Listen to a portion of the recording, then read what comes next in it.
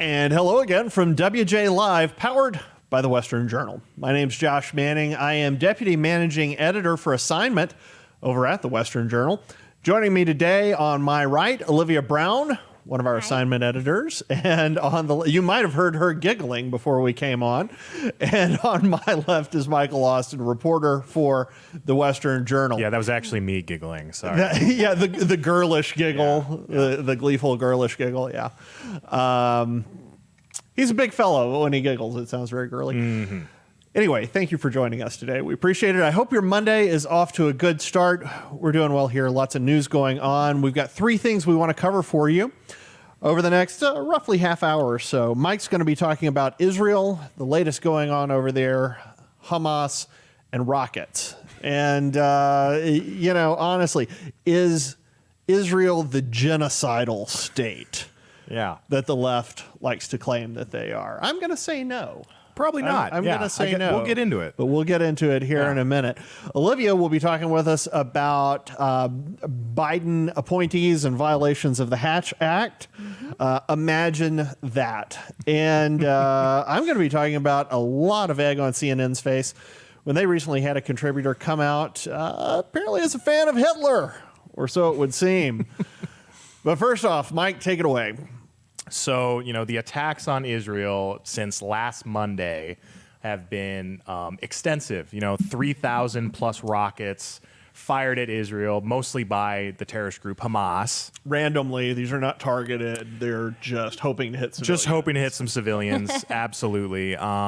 This group's funded by Iran and by the Palestinian Authority and all these different groups. And the left in America and the Democratic Party, a lot of the leaders in the Democratic Party, they all believe that, Palestinians are the victims, Hamas, they're the victims, and that Israel, they're these violent oppressors just trying to wipe out all the brown people in the Middle East, apparently, even though a lot of Jewish people in Israel are brown as well. Yeah. Yep. But this narrative, it's been getting privilege. Sorry, it's been getting so intense. Like, I've seen so much on social media, people just saying that this is a genocide, that Israel is trying to just murder off all the Palestinians, and that how dare we let them get away with this?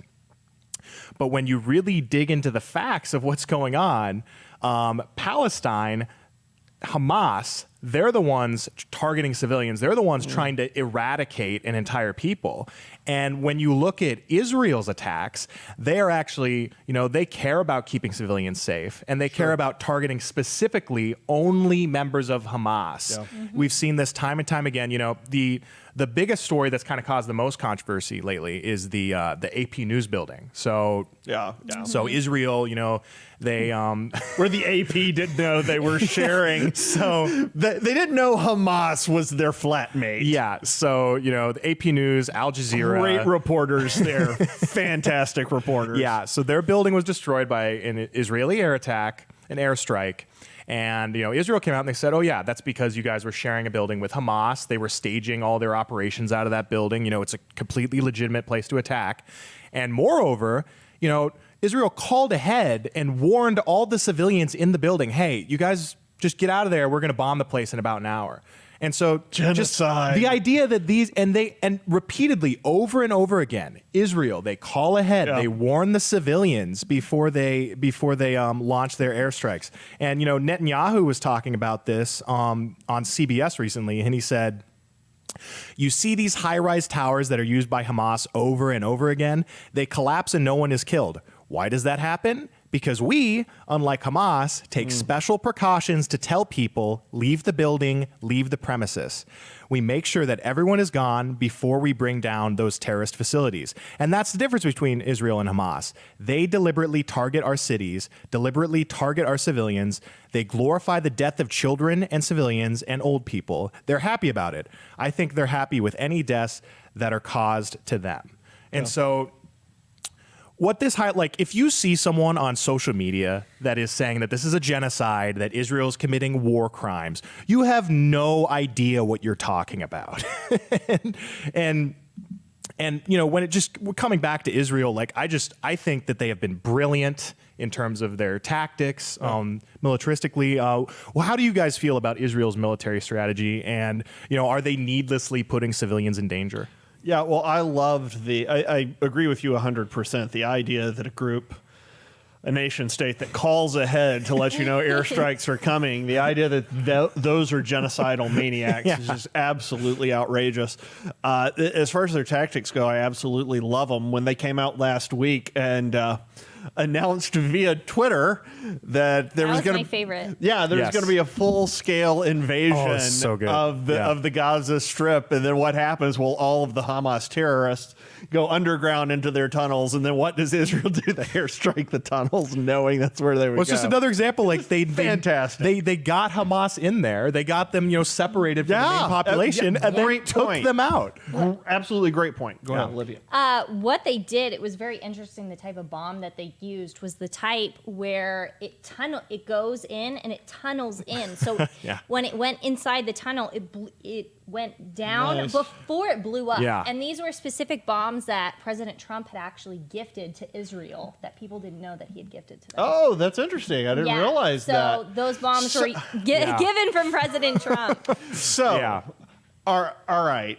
Did you have another point you wanted to make about this? Oh, just keep going. Okay, so that being the case, the Israelis used bombs that President Trump gave them to defend themselves. Yeah. I see where you're going, yeah. And Hamas was using rockets funded by aid from the Biden administration. Yikes. Yeah. And we just put out a report, last week about this where, just a month and maybe a week earlier, before these attacks started, Senators Cruz, Rubio, and a bunch of other Republicans, they sent a letter to Biden saying, hey, so we noticed that you started funding, Palestinian aid again. Maybe stop doing that because that's going to lead to a lot more violence between Israel and Palestine. Biden didn't listen. They sent, I think, $100 million over there. And what do you know? A month later, there's rockets flying every night, lighting up the night sky. Yeah, and now the Biden administration, they're getting in talks with Iran to send them money, which inevitably Iran loves to fund Palestinian terrorist organizations. Yep. They love to send money to Hamas. So, Hezbollah, I mean, we've already fought, or the Israelis already fought a proxy war in Lebanon with Hezbollah. I mean, yeah, exactly. And so, let's get back in the Iran deal. Let's send them more money. Yep. It's, I mean, honestly, if you're going to send money internationally, at least pick a side. Yeah. I mean, the one that's our ally. It seems reasonable, doesn't it? They did just announce they were sending a lot of aid, a lot of military aid to, in terms of funding to Israel as well. But it's just, we're playing both sides of this essentially. Yeah. And talking about Israel, what other supposedly genocidal nation state? What other group sends in thousands of tons of food every week? Thousands of tons of medical supplies. They'll send concrete, but sometimes, if I remember correctly, sometimes they actually have to stop because they find out the concrete is being used to build terror tunnels or tunnels that they will tunnel into Israel itself and then abduct Israeli citizens. I mean, they're not genocidal. They are very strategic. They're very strategic. And just consider what the American people would do if something like this were done to the East Coast. Yeah. Say those rockets rain down on the East Coast. Can you imagine the hellfire we would unleash on whoever did that? And yet we sit there and continually yank on the Israelis' chain and say, wait, hold on, don't overreact. And it seems like one of the reasons we're doing that is because, and the reason it's not us, it's the left. The reason the left is doing that is because they have this strange alliance with kind of these anti-Semitic groups and individuals. If you look at the types of stories that are being written from establishment media outlets about the conflict right now, they all tend to skew towards criticizing Israel. When Israel is, like we said, taking all these precautions, and when Hamas is literally trying to kill every Jew within the Jewish state. Yeah, it is. And killing their own people, too, at the same time. That's because these missiles that they have, they're coming back on their own people. They had over 350 in 3 days just last week that were misfires. And that's a tactic in Palestine. That's a tactic that Hamas really counts on is, they fire all the missiles, try to kill all the civilians, and then they keep their civilians close. So when Israel inevitably has to retaliate, they end up killing some civilians as well because they're using them as human shields. And then Hamas counts on the American media taking that and running with it and saying that Israel is trying to kill all these civilians. And it's not the case. This is all Hamas's fault. Well, Prager, and I swear I've heard Benjamin Netanyahu say this too, but I know Prager has said multiple times, the difference between the Israelis and the Palestinians is if the Palestinians laid down their arms tomorrow, there would be peace. Yeah. If the Israelis laid down their arms tomorrow, it would be a bloodbath. Mm-hmm. Very true. And I just don't know how in the world anybody could disagree with that. That is so manifestly clear. Yet we still get these just ridiculous, outlandish narratives. But yeah, before we move on, what do you guys think is driving this kind of, it seems like the anti-Semites have a home on the left. They have a home alongside the tolerant progressives. And why do you guys think that is?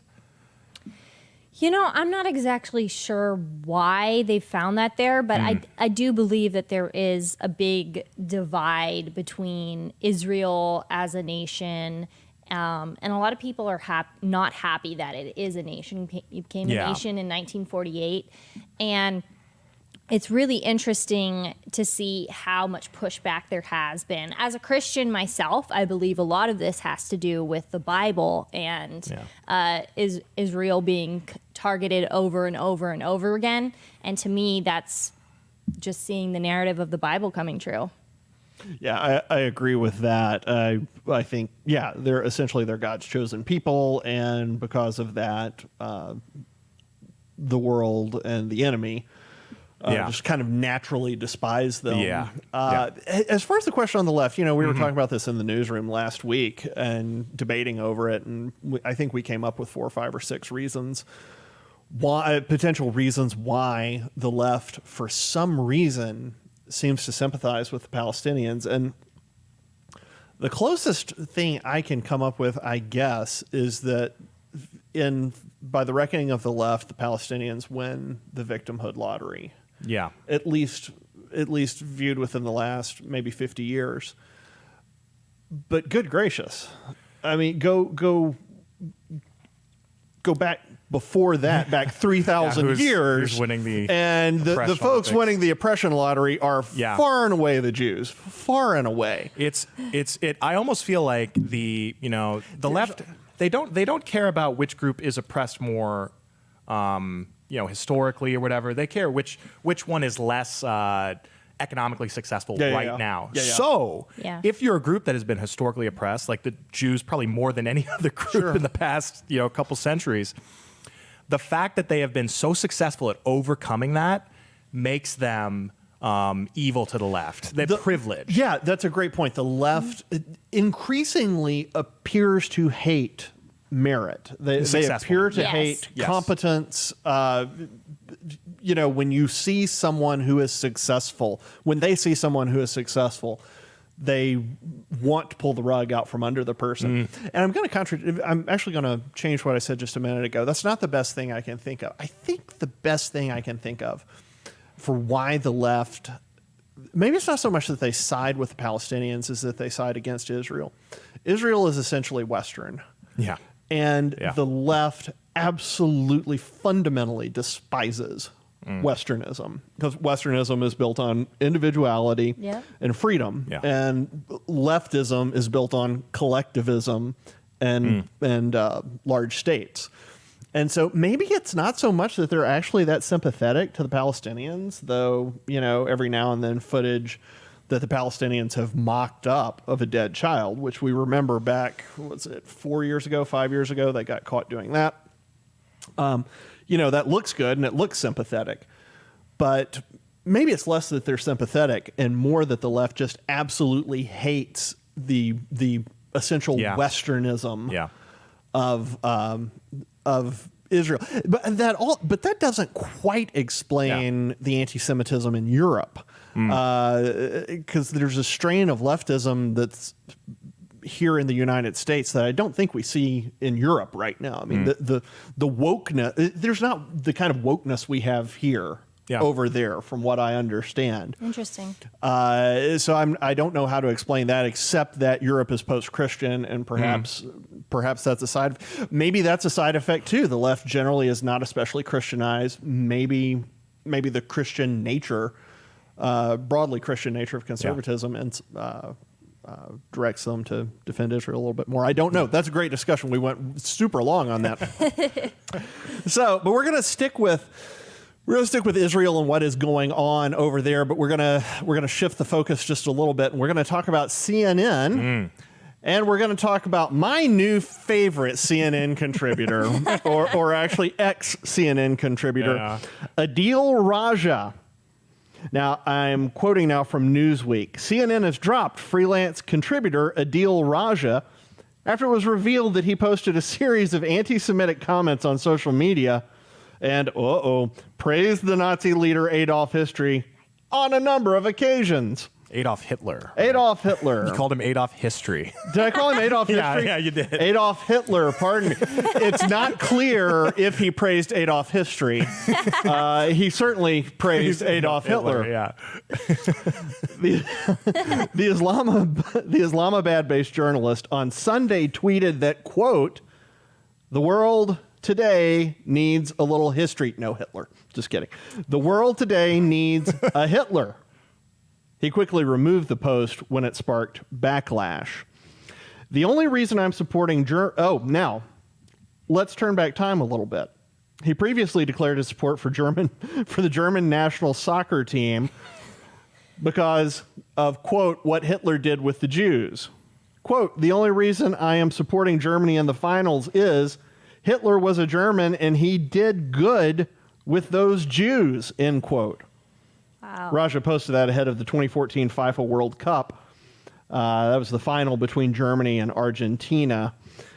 In a separate post around the same time, Raja also said, "My support for Germany is due to what Hitler did with the Jews." The freelancer presented himself as a CNN contributor and had a byline on the network's website as recently as September of last year. His first CNN byline is dated January 20th, 2014, several months before the anti-Semitic tweets during the FIFA World Cup. Now, CNN, as you might imagine, or might not imagine, depending on, what you think of CNN, they were pretty quick to distance themselves. Adil Raja has never been a CNN employee. As a freelancer, his reporting contributed to some news gathering efforts from Islamabad. CNN spokesman Matt Dornick told the Washington Examiner.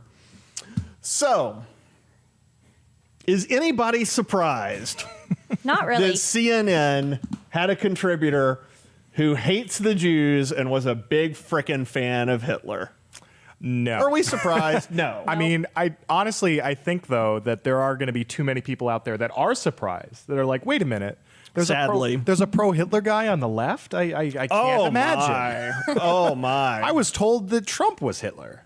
What do you think, Olivia? I want to come back to my question is, why were these tweets not uncovered sooner? I mean, we've been doing all this journalistic digging on people. Why didn't they talk about it sooner? Why didn't CNN actually do some employer history?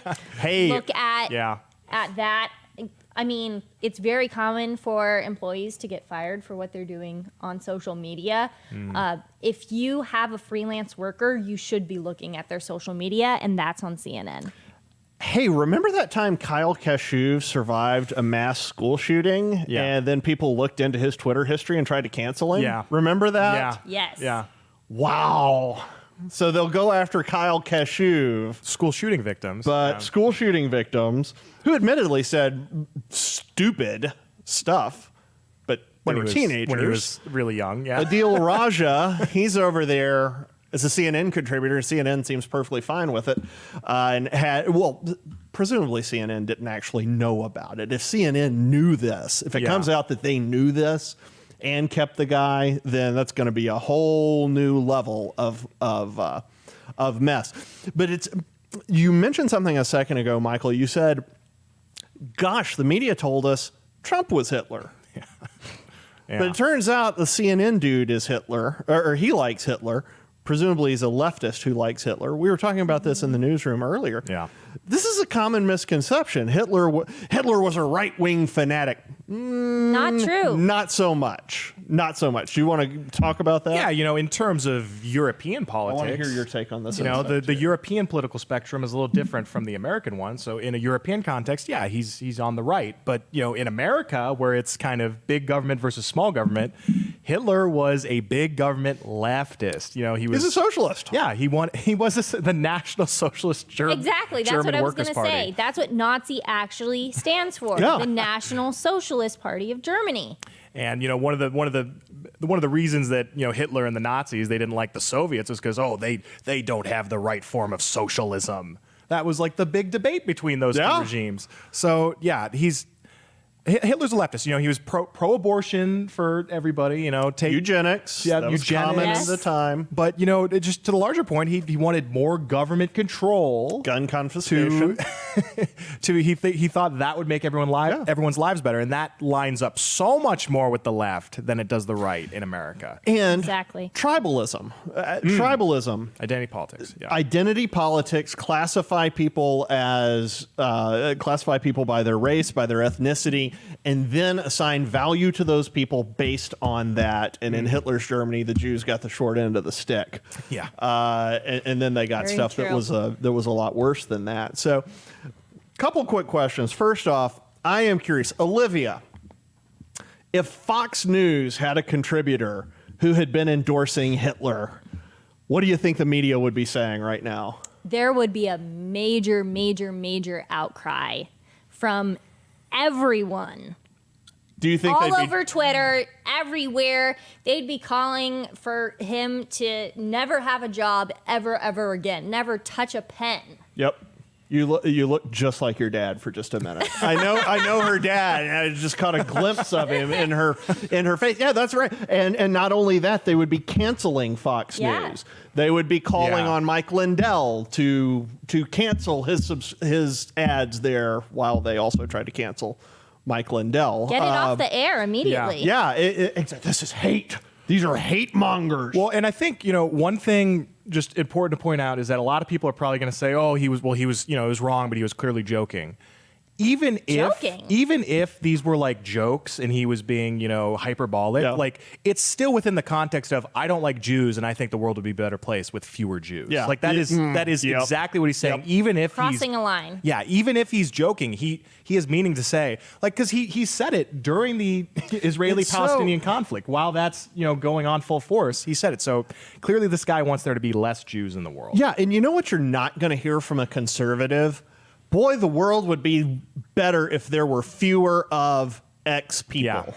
It's because conservatives recognize that, broadly speaking, that people are made in God's image, that we all have some kind of skill, some kind of talent. Now, there's some of us who've got a heck of a lot more than others, but everybody has got something that they can give back. Yeah. And you have to wonder, you look at all of the people that Hitler killed, you look at the 100 million people that communists killed, you look at the, you want to talk genocide, the genocide of black babies going on thanks to Planned Parenthood and the left's abortion policies. Oh. How many of those people could have, one of them might have cured cancer.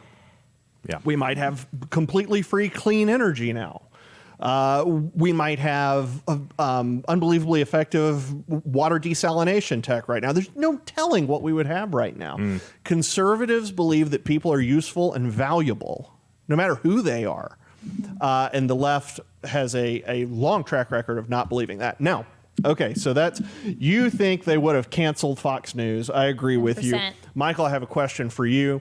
Why in the world is it that everybody seems to hate Nazis, but not communists? Why do we think that Nazis are somehow worse than communists? Well, we actually, we fought the Nazis directly. We saw the horrors of the internment camps. We saw all of this stuff. Yeah, and we never got there to look at the gulags. We didn't, and the the best evidence of it, a lot of the best evidence of it is just secondhand reports. The Gulag Archipelago, Alexander Solzhenitsyn. 30 years later. He wrote that entire book. It's, by the way, if you want to check it out, if you want to learn about the crimes that happened in, communist Russia, just what check out leftism looks like. Yeah, what leftism looks like. The Gulag Archipelago is what you need to check out. But he wrote it as a prisoner in his head while he was still in the gulags. So we never actually saw it for ourselves. We never actually fought them and had that moment of victory over them. So I think all those things put together, we never really, had the chance. I think Douglas Murray talked about that too, if you want to. Yeah, that's one of my favorite quote, and I'm not going to have it quite right, but I think Murray says, we almost learned the two big lessons of World War II. Mm-hmm. The one lesson that we did learn was that Nazism, fascism, is unbelievably dangerous and brutal. Very true. The second lesson that we didn't learn, we almost learned, was that communism was just as dangerous, if not worse. And when you put the numbers to it, and you can measure human life a number of different ways. Mm-hmm. Numbers are as good as anything else, debatably anyway.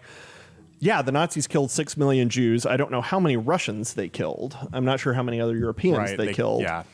The communists in the 20th century killed about 100 million. There are estimates that are significantly higher than that, too. Just numbers-wise. Yeah. Just numbers-wise, the communists were so... they took such a higher toll on humanity. Yeah. Mm-hmm. Yet you have communist clubs forming on campuses. Everywhere. Imagine trying to put a Nazi club together. Yeah. The outrage would be unbelievable. Yeah. And rightly so. And that's the outrage that ought to be directed at communist clubs. Honestly. But somehow they get a blank check. Every time I see a hammer and sickle, I'm like, man, that you might as well replace that with a swastika. Like, that is ridiculous. Yes. Yeah. Yeah, all right. That's a good discussion. Yeah. I just noticed, for the viewers at home, I apologize. I have a blemish. I just noticed that. I'm very sorry. I do too. Well, I didn't notice yours. I was too busy looking at me in the camera. But anyway, you've had, that's enough of me and Mike. Why would you look at us and our blemishes when you could look at the lovely Olivia?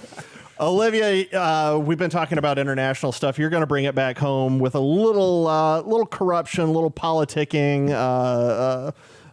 potentially a violation of the law with Biden's HUD secretary. Tell us about it. Yeah. So Marcia Fudge, she is Biden's new housing. Fud or fudge? Fudge, like fudge. Okay. Like you eat at Christmas. Okay, got it. Got it.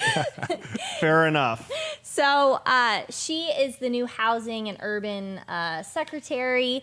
And she, in March, in a briefing that was released from the White House on March 18th, is being accused of violating the Hatch Act. So what she did, she was talking to reporters. She was a former representative in Ohio herself. These reporters are asking her, are there any candidates that you think are going to be good for the Democratic Party? She should have said, that's not really my place now to say. And it's not legal for me to. It's not legal for me to say that. But no, she commented. And yes, she violated the Hatch Act.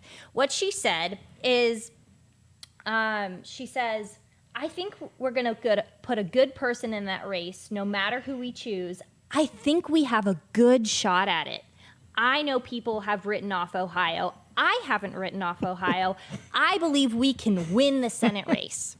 So the two important things in this is we have a good shot at it, and I believe we can win the Senate race. She goes on to name two different people, Tim Ryan and Nan Whitney. Oh, I was going to say, I don't know if it's a violation if you're just talking about a race in general, but she goes on to name people. She names names. people. She names names and says, these people have a good shot. This is who I think the Democratic Party should choose. Mm-hmm. And what the Hatch Act is, if people don't know, it's from 1939, and basically it bans people from getting into partisan politics when they're in an official capacity. Government employees. Government employees, someone who is employed by the White House, they should not be commenting on races and things like that. So the Office of Special Counsel, they've been looking into this because they got a complaint from the Americans for Public Trust, which is a nonpartisan watchdog group. So now the Office for Special Counsel is looking into this. But my question is this really going to make any impact? It's obvious she violated the Hatch Act. Is anybody going to just put a slap on her wrist? Or is it going to be, I feel like it's different when a Democrat does it versus a Republican doing it. That was March. That was 2 months ago. Why hasn't she gotten in more trouble since then? I can't remember the last time I heard of somebody actually being punished under the Hatch Act. And I honestly, I don't think we've ever talked about it. I don't remember any newsroom discussions on it, but I have honestly wondered why we still have it. It's not clear to me why, if you're involved in the bureaucracy, somehow you lose your freedom of speech. I don't know. What do you guys think? I understand the idea behind it, which, would just be like, you're representing the people now. You're not representing your party, even though but it's you not are. true. That's the it's thing. not true. It's like, and maybe it's worth it, but it's like it pushes it underground. Yeah. And I would generally rather stuff like that be above ground where at least we can see it. But I see that. But regardless, she did clearly. You're a bunch of pro Hatch Act people, aren't you? I can sense it. You wretched hatchers. I am against people breaking the law. That's what I am. Once again, looked like your dad. And see it, what I was going to say, regardless, she did violate this rule. That's true. It's very clear that, if it was one of Trump guys that did this. Oh my gosh. Yeah, it would be nonstop coverage. And, I've barely seen any news on this, which is ridiculous. Yeah, that was a great point. It's 2 months ago, right? Yeah. 2 months March ago. 18th. And we've hardly heard a peep about this. Which is typical. And it's the worst because, look, we're in the news business here, so we can tell when it's a dead news cycle and when it's a really busy one. Yeah. Let me tell you something. In March and April, it was pretty dead. The media was desperately looking for things to cover. Yeah. Because Biden wisely was essentially staying underground. They weren't making a whole lot of moves. The original set of executive orders was kind of doing its thing, and we had some movement in Congress, but there wasn't a ton going on. This would have been a perfectly fine story to run. Yeah. Perfectly fine story to run. Public corruption, and not a word from the establishment media. And that is why you should pay attention to the Western Journal and watch WJ Live and read westernjournal.com, because while the establishment media may not cover these things, we do. We say very clearly over at westernjournal.com, we're biased. We're biased in favor of conservatism. We're biased in favor of Christianity. We think that those things are important. We write our articles from that perspective. We own it. And that's essentially my problem with the establishment media. I don't like them in general, but if they would simply say, hey, we are coming at this from the left, when you read our stuff, know it's slanted toward the left. Yeah. If they would just do that, it would make things radically different. We come at it saying, hey, look, we're writing from a Christian conservative perspective. And if nothing else, I respect that. I like the honesty that goes with it. And saying that, thank you for tuning in again. We appreciate it. We're going to be back Wednesday, and of course, we'll be here Friday as well. 5 p.m. Eastern, 2 Pacific. 5 p.m. Eastern, 2 Pacific. If you're watching us on YouTube, be sure to click the subscribe button. After you click the subscribe button, a little bell's going to come up, and Michael will show you how to press it. Press that bell, and you'll get notified every time we go live. In addition to that, we appreciate your support. Just watching us, just reading our articles is enormous support. Thank you for that. If you'd like to support us in a more direct way, we have several options available for you over at westernjournal.com/join. westernjournal.com/join. Become a member. Partner with us. The membership fee is unbelievably small. I think we've got it. We've got an annual option. We've got a monthly option, and I think weekly. One of the options comes down to like $1.50 or something per week. I mean, it's nothing. Seriously, it's like a 24-ounce Coke. And get a mug. And and get a mug. There are all kinds of other cool benefits. Yeah. So check us out, westernjournal.com/join. Partner with us in getting the truth out, in exposing stories about violations like this from HUD, about things like CNN having a correspondent or having a contributor who's seems to be pro-Hitler. Yeah. Getting out the truth about really what's happening in the Middle East and Israel's role in it, and the truth about who the actual bad guys are in this case. So that's my pitch to you for today. Thank you again for tuning in. For Michael, for Olivia, for all of us here at WJ Live and the Western Journal, I'm Josh Manning. Thanks. Have a good evening.